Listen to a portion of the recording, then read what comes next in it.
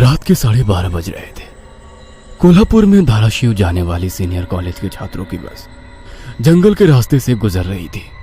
Trip खत्म करके वे वापस धाराशिव आ रहे थे। दिन भर मौज मस्ती करने की वजह से सभी छात्र थक कर सो गए थे। दरवाजे की सीट के पास विकास सर और सुशील सर खर्राटे ले रहे थे। बस ड्राइवर विजय मामा भी नींद में बस चला रहे थे। उनके बगल वाली सीट पर प्यून पांडु मामा बैठे हुए थे कि तभी बस के सामने जंगली सुअरों का झुंड आया। विजय मामा ने बस जंगल में रोक दी। कुछ देर में जब रास्ता खाली हुआ तो बस फिर से चलने लगी। कुछ ही देर में विकास सर के पीछे ही दूसरी सीट पर बैठा श्याम नींद से जाग गया। श्याम की उम्र 21 साल थी। पढ़ाई में बहुत तेज था, लेकिन हमेशा अकेला रहने वाला। ना किसी से बनती थी, ना ही उसका कोई दोस्त था। वह दूसरी सीट पर अकेला बैठा हुआ था। सर, टॉयलेट जाना है। सर ने आधी आंखें खोलकर खिड़की से बाहर देखा। बस अभी भी जंगल में ही थी। थोड़ी देर बैठ जाओ, जब जंगल खत्म होगा तब मुझे उठा दो, मैं बस रोक दूंगा। वे बोले और फिर आंखें बंद कर सो गए। श्याम बस की खिड़की से बाहर देखने लगा और जंगल खत्म होने का इंतजार करने लगा। कुछ ही देर में जंगल खत्म हुआ और बस वीरान जगह पर आ गई। उसने विकास सर को जगा दिया और उन्होंने ड्राइवर से बस को रोकने के लिए कहा। जैसे ही बस रुकी, विकास सर बोले, किसी को टॉयलेट होना है तो अभी उतर जाओ, वरना बस सीधे धाराशिव जाकर ही रुकेगी। आवाज सुनकर पिछली सीट पर बैठा श्रीकांत नींद से जाग गया। विकास सर टॉर्च लेकर पहले बस से बाहर उतर गए। उनके पीछे पीछे श्याम और श्रीकांत भी उतरे और वो दोनों अलग अलग झाड़ी के पीछे टॉयलेट करने गए। श्याम टॉयलेट करके वापस आया, लेकिन श्रीकांत अभी भी नहीं आया था कि तभी श्रीकांत जोर से चिल्लाया। उसकी आवाज सुनकर विकास सर और श्याम उसकी ओर भागे, लेकिन तभी श्रीकांत झाड़ी से बाहर आया। क्या हुआ, क्यों चिल्लाए थे? कुछ नहीं सर, चप्पल से होकर कांटा पैर में चुभा। उसकी आवाज सुनकर ड्राइवर और पियून भी नीचे उतरे थे। वो सब बस में वापस चढ़ने ही वाले थे कि तभी एक बाइक बस के सामने आकर रुक गई। अरे भाई साहब, यहाँ के नहीं हो क्या आप? क्या आपको पता नहीं कि इस रास्ते पर लोगों को हमेशा चकवा लगता है? बाइक चलाने वाला बोला।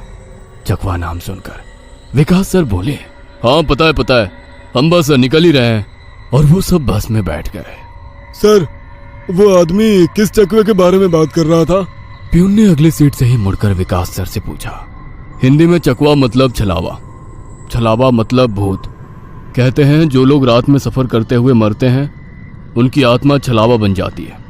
छलावा रात को सफर करते हुए यात्रियों को पकड़ लेता है और उन्हें अपने गंतव्य स्थल तक पहुंचने ही नहीं देता। वो बस उन्हें उसी जगह पर घुमाते रहता है। कितना भी भाग लो या फिर गाड़ी तेज भगाओ, आप उसी जगह पर आ पहुंच जाओगे जहां आपको छलावा ने पकड़ लिया था। या फिर वो लोग रास्ते से भटक जाएंगे और उस जगह पहुंच जाएंगे जहां पर छलावा उन्हें ले जाना चाहता है, विकास सर ने बताया। इसके बाद ड्राइवर बोला, और यात्री रात भर उसी जगह पर बार बार घूमते हैं। वो तब तक रास्ता भटकते हैं जब तक सूरज ना उगे। जैसे ही सूरज उगता है उनकी ताकत कम हो जाती है। मेरे कुछ ड्राइवर दोस्त हैं, उनको भी छलावे ने पकड़ लिया था। कहते हैं छलावा बस उन्हीं यात्रियों को पकड़ता है जो थके हुए होते हैं, क्योंकि उन पर हावी होना बहुत आसान होता है ना। फिर तो छलावा बहुत ही खतरनाक है। प्यून घबराते हुए बोला, अरे कुछ खतरनाक वतरनाक नहीं है, ये सब अंधविश्वास है। ड्राइवर जब थक जाता है तो रात में उसे रास्ता समझना मुश्किल हो जाता है, इसलिए उसे भ्रम हो जाते हैं और वो रास्ता भटकता है। इसे ही अनपढ़ लोगों ने भूत यानी चकवा या छलावा का नाम दिया है, विकास सर बोले।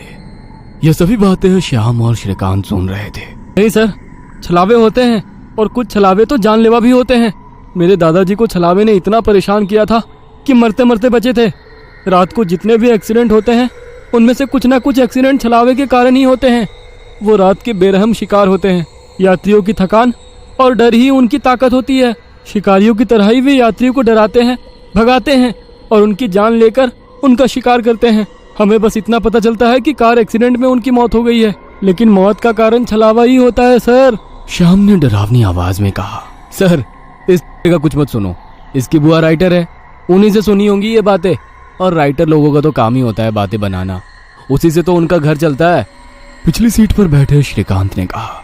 श्रीकांत, चुप हो जाओ और सो जाओ, उन्होंने डांटते हुए कहा। और उसके बाद सभी लोगों ने आंखें बंद कर ली और सो गए। कुछ समय बीता। श्याम अभी भी जाग रहा था और खिड़की से बाहर देख रहा था। बस किसी जंगल के बीचों बीच से गुजर रही थी कि तभी उसने देखा कि रास्ते के किनारे एक बंद पड़ी चाय की टपरी है।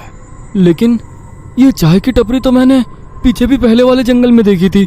वह मन ही मन बोला और खिड़की के बाहर देखने लगा। तब उसे पता चला कि वो तो वही जंगल है जो वीरान जगह से पहले आया था। वह भागते हुए ड्राइवर के पास गया। विजय मामा नींद में बस चला रहे थे, बीच बीच में आंखें झपका रहे थे। विजय मामा, बस कौन से जंगल में है? होगी किसी जंगल में। रास्ते में जंगल कम है क्या? नहीं मामा, हम वापस उसी जंगल में पहुंच गए हैं जहां पर बस के सामने जंगली सुअर आ गए थे। नहीं बेटा, तुम्हें कुछ तो गलतफहमी हो रही है। वो जंगल तो कब का पीछे छूट गया है ना। उनकी बहस सुनकर विकास सर नींद से जाग गए। क्या हुआ श्याम? सर, हमें छलावा लग चुका है। उसने हमें पकड़ लिया है क्योंकि बस वापस उसी जंगल में आई है जहां से पहले गुजरी थी। लेकिन विकास सर भी ड्राइवर की तरह उस पर विश्वास नहीं कर रहे थे। सर, अगर आपको मेरी बात पर यकीन नहीं हो रहा है तो बाहर देखो। अभी कुछ देर रास्ते के किनारे एक ट्रक दिखाई देगा जो एक्सीडेंट में पलटी हो चुका है। और कुछ ही देर में रास्ते के किनारे सभी को पलटी हुई ट्रक दिखाई दी। ये देखकर सभी हैरान हो गए थे।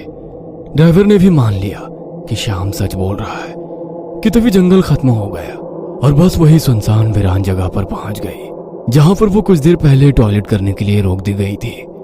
ये देखकर सभी की आंखें फटी की फटी रह गई थी। विकास सर की तो बत्ती ही गोल हो गई थी। श्रीकांत पिछले सीट से आगे आ चुका था। सबके चेहरे का रंग उड़ गया था। बस अभी भी रास्ते पर चल रही थी कि तभी वो फिर से वापस वही जंगल में पहुंच गई। वह सभी जान गए कि उन्हें छलावा ने पकड़ लिया है। ड्राइवर कोई दूसरा रास्ता मिलता है या नहीं ये देख रहा था, लेकिन फिर भी बस वापस उसी जंगल में आ जाती थी। ऐसा लग रहा था कि मानो पूरी दुनिया में बस वही एक रास्ता है जो घूम फिर कर उसी जंगल में ले आता है। सर, अभी इस छलावे से कैसे निकले? मैंने सुना है कि छलावे से बाहर तभी निकल सकते हैं जब सुबह हो जाए। इसका मतलब हमें रात भर इसी सड़क से गुजरना होगा, जंगल से वीराने में और वीराने से जंगल में। क्यों ना हम सुबह होने का इंतजार करते हुए उसी वीरान जगह पर रुक जाए। ड्राइवर बस चलाते हुए बोला। लेकिन शायद मैंने सुना है कि छलावे में रुकना ठीक बात नहीं है। नहीं सर, मेरी बुआ ने बताया था कि अगर सेफ जगह मिल जाए तो रुकने में कोई परेशानी नहीं है। बस इतना ही पता है तुम्हें? और कोई तरीका नहीं है क्या? है, लेकिन वो अभी के लिए नहीं है।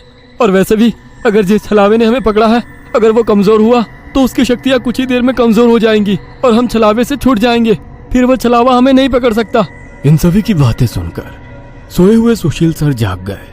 अरे क्या हुआ? आ गया क्या मेरा बोरगांव? सुशील सर उबासी लेते हुए बोले। तभी सभी ने उन्हें घटी हुई घटना बता दी। यह सुनकर सुशील सर के तो मानो होश ही उड़ गए।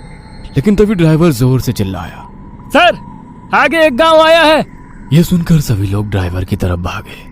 तब उन्हें रास्ते के किनारे एक बोर्ड दिखाई दिया जिस पर लिखा था, बोरगांव में आपका स्वागत है। यह देख सुशील सर जोर से चिल्लाए, ये तो मेरा गांव है, लेकिन हम यहाँ इतने जल्दी कैसे पहुंचे? हमें तो कोल्हापुर से निकले मुश्किल से 2 घंटे हो गए हैं और मेरा गांव कोल्हापुर से 6-7 घंटे की दूरी पर है।